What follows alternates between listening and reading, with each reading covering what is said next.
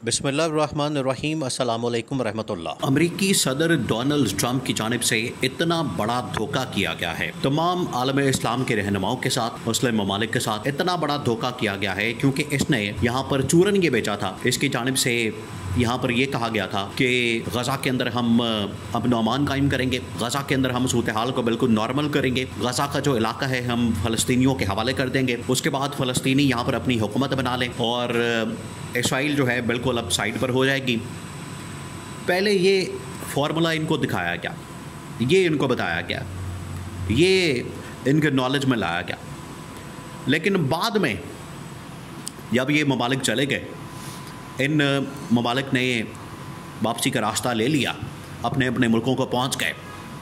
पीछे से नेतन्याहू की मुलाकात होती है अमरीकी सदर के साथ। अमरीकी सदर के साथ जो मुलाकात होती है तो उसके अंदर नेतन्याहू और अमरीकी सदर मिलकर प्लान को बदल देते हैं और गज़ा के ऊपर, फ़लस्तीन के ऊपर कब्ज़े का प्लान जारी कर देते हैं, जिसको बाद में कतर ने भी रिजेक्ट कर दिया, मोहम्मद बिन सलमान ने भी रिजेक्ट कर दिया और पाकिस्तान भी इसके अंदर अब फंस चुका है।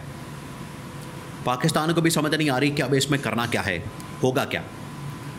देखिए, आप एक बात को याद रखें, अब आपने इसको समझना है।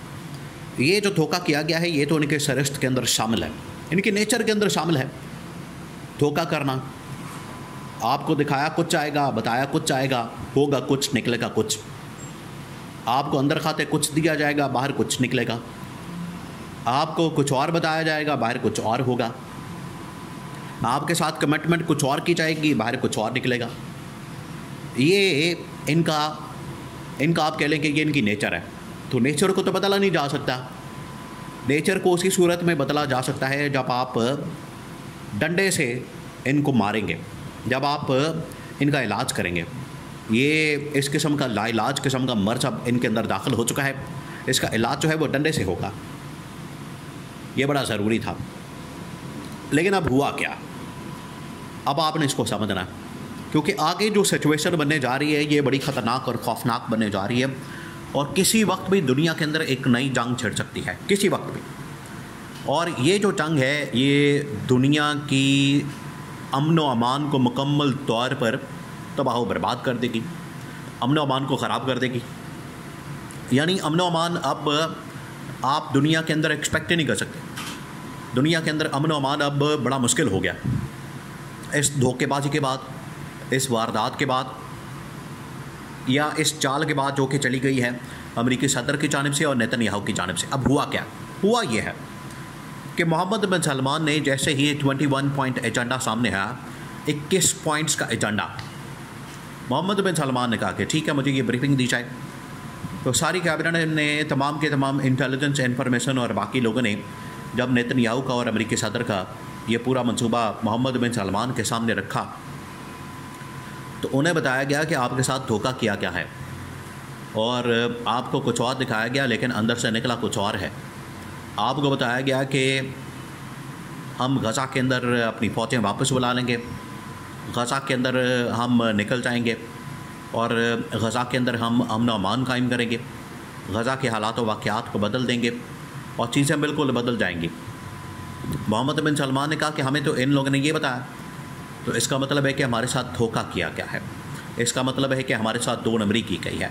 इसका मतलब है कि हमारे साथ इन्होंने चालबाजी की है, हमारे साथ इन्होंने इतना बड़ा धोखा किया है कि जिसका तस्वुर भी नहीं किया जा सकता। अब उसके बाद असल में लग गई हैं दौड़ें। अब धोखा तो हो गया, वारदात तो पड़ गई है। अब अमरीकी सदर डोनाल्ड ट्रंप और नेतन्याहू तो पीछे नहीं हटने वाले। तो अब आपने इसका हल निकालना है। देखें, आप एक बात को समझें, इमरान खान ने बड़ा पहले बता दिया था कि इसराइल किसी सूरत भी फ़लस्तीन के ऊपर कब्ज़ा करने से पीछे नहीं हटेगा। उसके बाद अमरीकी सदर ने ऐलान कर दिया था कि हम बहुत जल्द गज़ा के ऊपर अपना कंट्रोल कर लेंगे और गज़ा के अंदर हम अपनी कॉलोनी बना लेंगे और वहाँ पर यहूदियों को, सहूनियों को, सलीबियों को आबाद करेंगे। ये उसने बड़ा पहले बता दिया था। और इमरान खान ने अभी जब पाकिस्तान के साथ मायदा हुआ तो इमरान खान ने कहा था कि एक तो आप अपनी फ़ौजें वहाँ पर भेजें, दूसरा जितना जल्दी हो सके आप इस मायदे को समझें और इसके मुताबिक दोनों एक हो जाएं, बल्कि बाकी मुस्लिम ममालिक को भी एक करें, उनको भी अपने साथ मिलाएं, एक इत्तेहाद कायम करें और फिर उसके बाद अगर इसराइल मान जाता है ठीक है, नहीं तो इसराइल के ऊपर हमला करते हैं, वरना इसराइल आपको नहीं छोड़ेगा, इसराइल आपके ऊपर हमले करेगा, इसराइल आपको निशाना बनाएगा, ये कहा गया था। आज देख लें वही हुआ। तो आज मोहम्मद बिन सलमान को फिर इमरान खान की बातें याद आ गई हैं और मोहम्मद बिन सलमान ने इस बात का फ़ैसला कर लिया है। अब 2 फैसले कर लिए गए हैं मोहम्मद बिन सलमान की जानिब से। पहला फ़ैसला ये किया गया है कि हमने किसी सूरत भी इस माहदे को नहीं मानना, इस एग्रीमेंट को नहीं मानना, इस 21 पॉइंट्स एजेंडे को हमने नहीं मानना।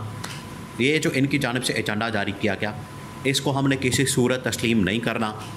इसको तस्लीम करने का, मानने का, एतराफ़ करने का, एक्सेप्ट करने का मतलब ये है कि आपने सरेंडर कर दिया। फ़लस्तीन का इलाका, गज़ा का इलाका आपने प्लेट में रख कर इसराइल और अमेरिका को दे दिया। और दूसरा, अब आपने करनी है मज़ामत, अब आपने डट जाना है, अब आप खड़े हो जाएं। ये मोहम्मद बिन सलमान की जानिब से फ़ैसला किया गया। अब आलमी ये जो इंटरनेशनल इस्टेब्लिशमेंट है, इसका मुकाबला करने के लिए किसी भी मुस्लिम मुल्क के सरबराह के पास इतनी ज़रूरत, ताकत, दलेरी मौजूद नहीं है कि इसका मुकाबला कर सकें।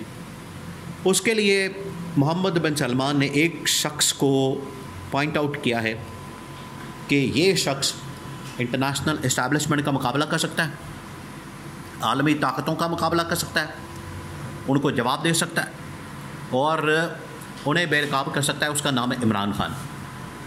तो मोहम्मद बिन सलमान ने कहा है कि जाएँ इमरान खान को रिहा करें, आज़ाद करें, उसके लिए खुशखबरी लेकर जाएँ, रिहाई का परवाना लेकर जाएँ। और जनरल राहील शरीफ को भेजा है कि वो जाए और इस हवाले से काम करें, क्योंकि अगर आज हमने अमली तौर पर प्रैक्टिकली ये काम ना किया, अब प्रैक्टिकली काम करने की ज़रूरत है, अब प्रैक्टिकली इसके ऊपर अमल दरामद करने की ज़रूरत है। अगर आपने आज ये काम ना किया तो कल कलां को इसराइल आपके ऊपर चढ़ दौड़ेगा। सबसे ज़्यादा ख़तरात किसको है? सबसे ज़्यादा ख़तरात सऊदी अरब को हैं, क्योंकि सऊदी अरब रास्ते में आने वाला पहला अरब इस्लामी मुल्क है। कतर, कुवैत, ओमान, यूएई, ये बाकी ममालिक बाद में आते हैं। पहला जो सऊदी अरब का बिल्कुल बॉर्डर लगता है इसराइल के साथ, इस वजह से इसराइल से सबसे ज़्यादा अगर किसी को ख़तरात हैं तो वो सऊदी अरब को है। इस वजह से सऊदी अरब तो इसके ऊपर कॉम्प्रोमाइज़ नहीं करने वाला, सऊदी अरब किसी सूरत भी इसके ऊपर समझौता नहीं करने वाला। और कैटेगोरिकली उसकी जानिब से इमरान खान की रिहाई और आज़ादी के हवाले से फ़ैसला कर लिया गया। पाकिस्तान की गवर्नमेंट को, शहबाज शरीफ को, इस्टेब्लिशमेंट को, जनरल आसिम को इस हवाले से आगाह कर दिया गया कि रिहाई के अंदर ही हमारी आफ़ियत है, लिहाजा इसके ऊपर अमल दरामद किया जाए।